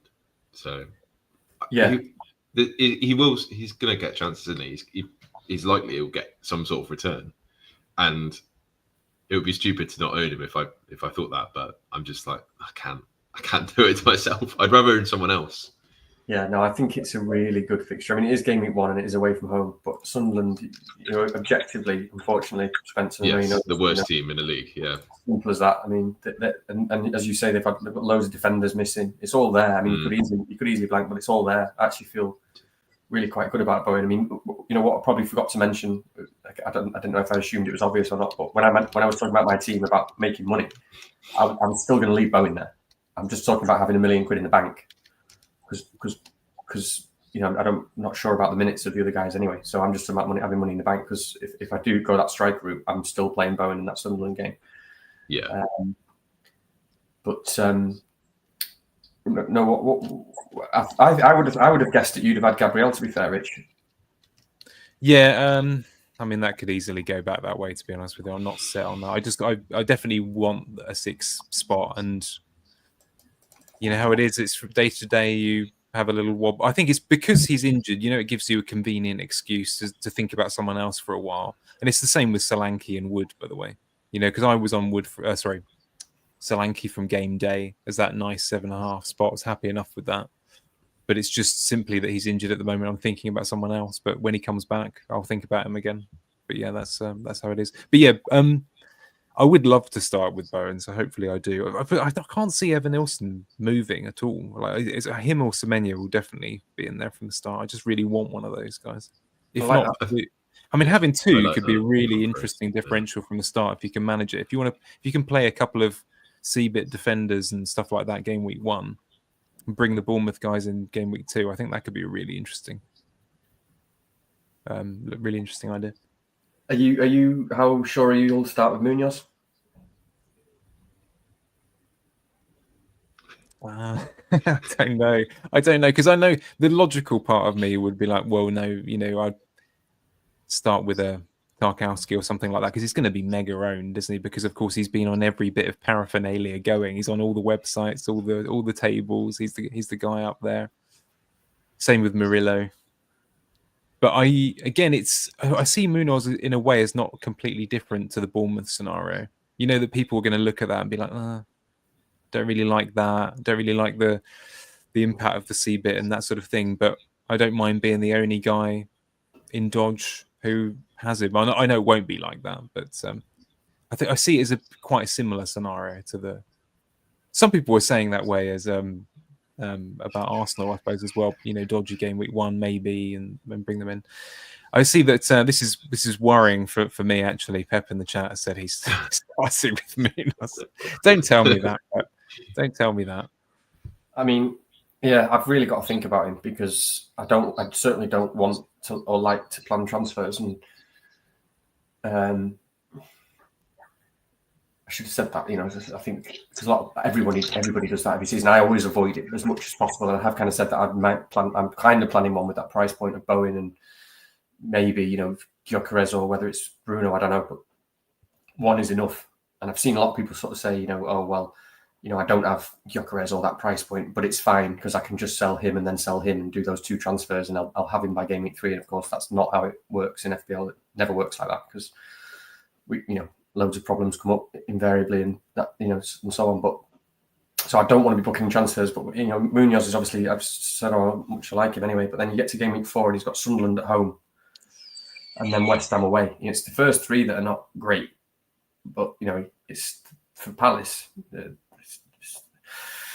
They could still do okay in those fixtures, but when you get to game week 4, again, putting myself into my shoes in game week 2, 3, 4, I don't want to be panicking and going, no, there's no way I want to be going into that week without Munoz. You know what I mean? So he is another one of those players that strikes total fear into you. He's possibly the only defender at the moment in the game, actually, who does that.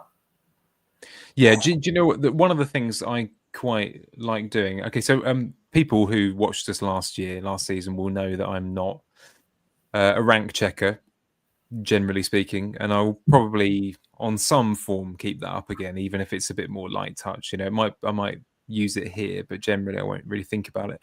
But it's very easy, I think, for almost all managers not to think about rank for the first 10 weeks of a season, something like that.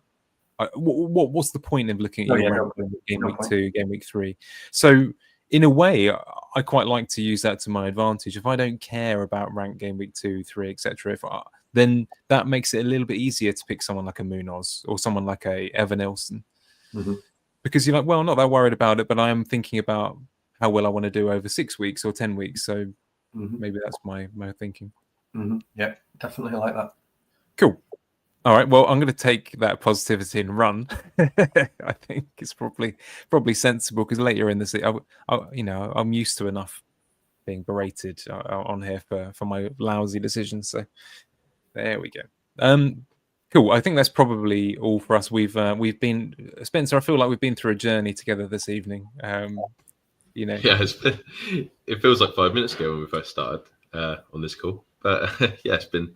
Thanks for having me on. It's been really nice. And apology. And as usual, as we always say on this pod, we always apologise to your partner in advance. So apologies, Grace. We're sorry. It's mostly not me. It's Sorry, I'll send her a link to the video. Get the views up. Danny will send her a chocolate orange or something nice. And we can do that. But now that you've got your new microphone, we can have you back again later in the season. That'd be really good. And hopefully, Sunderland will be a top 10 finish. And it'll all have resolved itself after a disappointing first day defeat. It'll go great after that. Yeah, well, fingers crossed. Probably not. Yeah, we'll see how the first few weeks go. I'm not sure if I don't think I mentioned it when we've been live, but obviously having those sort of waking up from those nightmares of game week 2 as 2-0 loss to Burnley away, and then that's it. The sort of the honeymoon period of being in the Premier League is over, and that's you're just already thinking about the next season. But yeah, it'll be fun. I mean, every day we seem to get linked with some random bloke that I've never heard of before. We've literally just signed a goalie as well, but. Yeah. No, So it's hopefully good. he comes in at 4 million. Well, I'm going to take you on as my promoted team to support this season, if that's all right with you. I don't know if that's a good thing or not, but well, you can't have 2 claret and blue, and like you said earlier, it's the old prefix of Leeds. So, yeah. Well, yeah, that sounds absolutely fine to me. Cool. Okay. Well, I won't Cool. keep you any longer, but have a good evening, both. Danny and I will be back on your screens. I'm guessing probably early next week, but we can talk about when the next one will come. They're a bit more thick and fast during the summer. And please do, if you've hung around this long and you enjoyed the content, please do smash buttons, share it, tell everyone you know, put it on post-it notes on people's screens at work. Anything that can get us, a little bit more interest. That'd be really good. What's our like target? What's our like target for the pod? Right, okay. Well, likes for the pod. Is that realistic? No. Did you say 100? I don't think we've ever had that before. So no, I don't know. No, close enough, probably. Yeah, with that, and if we can get to 1,000 subs this year, that would be lovely. So if you can cheer us up with that, you don't have to give us any money yet. So just do that instead. That'd be nice. Cool. Okay, well, have a good evening, and thanks for joining us, and we'll see you again soon. Cheers, boys. Cheers. See ya.